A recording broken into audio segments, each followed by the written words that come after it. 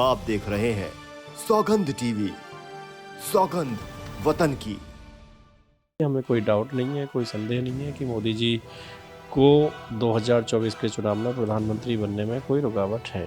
बीमारी के लिए इलाज की अच्छी व्यवस्था नहीं होती थी, बच्चों के लिए पढ़ने के लिए बाहर जाना पड़ता था, लेकिन हमारी सरकार ने एक मेडिकल कॉलेज और उसके साथ में एक बहुत अच्छा सुपर स्पेशलिटी हॉस्पिटल देकर बुलंदशहर की जनता को मेडिकल शिक्षा और चिकित्सा सेवाओं में बहुत सराहनीय रूप से काम किया है। अभी हमारे 9 साल हुए सरकार को, तो हमने एक अभियान चलाया था। उसमें मैंने जो डाटा निकाला कि मेरी लोकसभा में पिछले 9 सालों में प्रधानमंत्री ग्रामीण सड़क योजना में 125 करोड़ रुपए के मार्ग बने। हम सोच नहीं सकते थे कि इतने पैसे का अमाउंट हो सकता है। जो किसान सम्मान निधि है, जो किसानों को सरकार ने देती है, 667 करोड़ रुपए का लाभ किसानों को अभी तक मिल चुका है हमारे।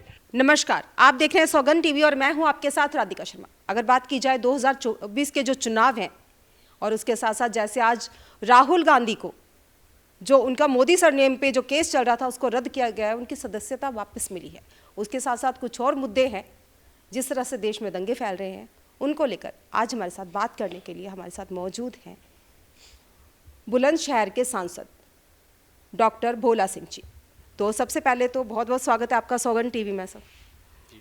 जी, तो बताइए, जिस तरह से 2024 के जो मुद्दे हैं, जो 2024 में जो चुनाव आने वाले हैं, उसमें क्या क्या तैयारियां हैं?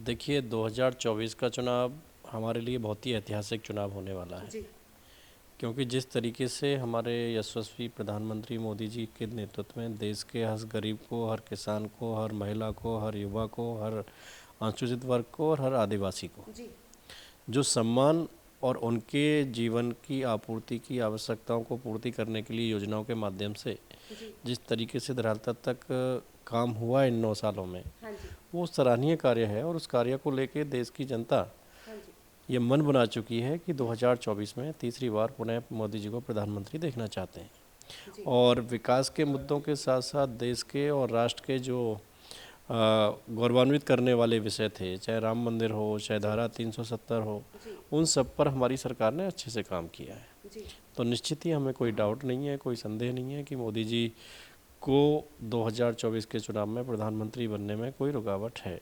कोई भी रुकावट नहीं है, क्योंकि जो विकास के कार्य हैं उनको धरातल तक ले जाने के उसमें लोग, जनता मोदी जी के साथ है और उनकी सराहना में साथ में खड़ी हुई है। अगर बात की जाए, आप 2014 से बुलंदशहर के जो हैं सांसद हैं, तो किस तरह से आपने वहाँ पे जो प्रगति के कार्य हैं या विकास के कार्य हैं, जनता का आपने किस तरह से साथ दिया?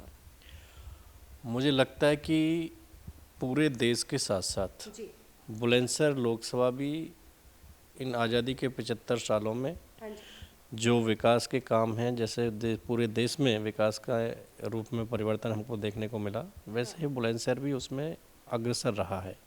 बुलंदशहर में जो काम 75 में से 63 साल में कांग्रेस और यूपी के शासन में नहीं हुए, वो इन 9 सालों में मोदी जी के नेतृत्व में हुए। कुछ महत्वपूर्ण काम ऐसे हैं, जैसे मेडिकल कॉलेज हमारे यहाँ कोई बीमारी के लिए इलाज की अच्छी व्यवस्था नहीं होती थी, बच्चों के लिए पढ़ने के लिए बाहर जाना पड़ता था, लेकिन हमारी सरकार ने एक मेडिकल कॉलेज और उसके साथ में एक बहुत अच्छा सुपर स्पेशलिटी हॉस्पिटल देकर बुलंदशहर की जनता को मेडिकल शिक्षा और चिकित्सा सेवाओं में बहुत सराहनीय रूप से काम किया है। एक पासपोर्ट के लिए हमारे लोग इधर उधर जाते तो पासपोर्ट का निर्माण वहाँ पे हुआ है। केंद्रीय विद्यालय लेवल सेट में हुआ है। नेशनल हाईवे में चारों तरफ कनेक्टिविटी को जोड़कर बुलंदशहर के आने जाने के लिए, जिस बुलंदशहर से हमें दिल्ली आने में पूरा दिन लगता था, जाने के लिए दूसरे दिन का वेट करना पड़ता था, 1.5 घंटा लगता है हमको बुलंदशहर से दिल्ली आने में। और बुलंदशहर के लोग सुबह आकर शाम को आराम से काम करके अपना जा सकते हैं। तो कनेक्टिविटी के साथ साथ चाहे रेल की हो, चाहे एयरवेज की हो, चाहे हाईवेज की हो, हमारे पड़ोस में दुनिया का सबसे बड़ा अच्छा एयरपोर्ट जेवर पे बनना है।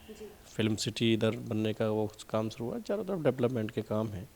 उसके साथ साथ जो सरकार की जन कल्याणकारी योजना है, चाहे किसान सम्मान निधि है, चाहे प्रधानमंत्री ग्रामीण सड़क योजना है, चाहे आपके आयुष्मान भारत कार्ड हैं, चाहे प्रधानमंत्री जीवन सुरक्षा बीमा है, चाहे जीवन ज्योति बीमा योजना है, इन सभी योजना, चाहे स्वच्छ भारत में शौचालय है, इन सभी योजनाओं का सीधा सीधा धरातल तक हमारे क्षेत्र के लोगों को लाभ मिला है। अभी हमारे 9 साल हुए सरकार को, तो हमने एक अभियान चलाया था। उसमें मैंने जो डाटा निकाला कि मेरी लोकसभा में पिछले 9 सालों में प्रधानमंत्री ग्रामीण सड़क योजना में 125 करोड़ रुपए के मार्ग बने हैं। हम सोच नहीं सकते थे कि इतने पैसे का अमाउंट हो सकता है। जो किसान सम्मान निधि है, जो किसानों को सरकार ने देती है, 667 करोड़ रुपए का लाभ किसानों को अभी तक मिल चुका है हमारे कि बुलंदशहर के किसानों। जो बीजेपी की योजनाएं हैं, जो महिलाओं के लिए है या जो लघु उद्योग शुरू करने के लिए है, उनका कितना लाभ मिला वहाँ? 100% लाभ मिला है और लाभ खाली योजनाओं के साथ साथ उनके जीवन में बहुत बड़ा परिवर्तन हमको देखने को मिल रहा है। जो गरीब कल्याण की योजना है, जो लोगों को राहत मिल रही है, चाहे वो प्रधानमंत्री गरीब कल्याण योजना में अन्न की बात हो, चाहे पेंशन हो, चाहे किसान सम्मान निधि हो, और जब देश से गरीबों की गरीबी दूर होती है तो देश के जो मध्यम वर्गीय लोग हैं, जो बिजनेस क्लास लोग हैं, उनके जीवन में भी उसका बेनिफिट मिलता है।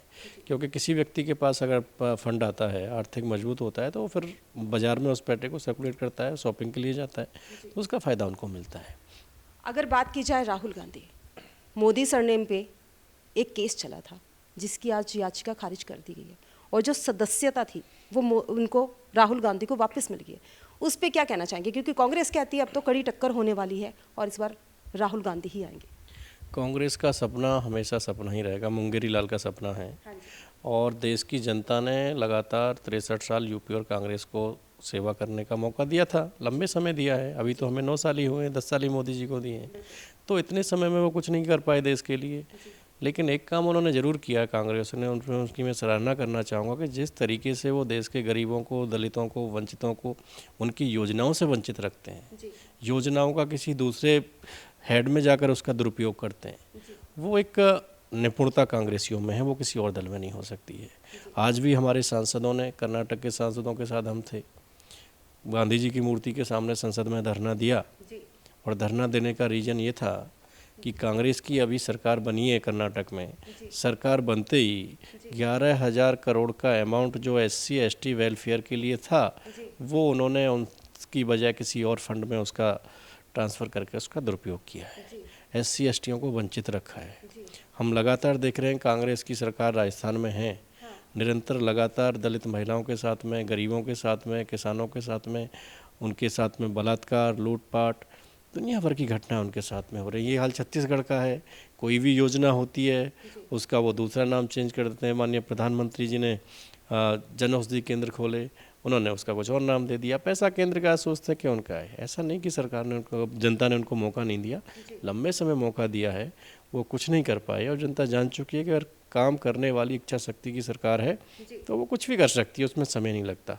वो हमें मोदी जी के नेतृत्व में देखने को मिला है। 1993 से लेके जब कांग्रेस का यूपीए का लंबा समय शासन रहा, तब से दंगे चलते आ रहे हैं। ये जो सारे लोग मिलते हैं, विपक्षी लोग, वो गठबंधन के नाम पर, वो इस तरीके में देश में हिंसा फैलाने का काम करते हैं। अब की बार भी 325 से ऊपर सांसद भाजपा के और NDA के, उसके साथ माननीय प्रधानमंत्री शपथ लेंगे, तीसरी बार प्रधानमंत्री बनेंगे और ये जनता मन बना चुकी है। एक कहते हैं कि एक रस्म होनी बाकी है, तय तो सब हो चुका है कि क्या होना है।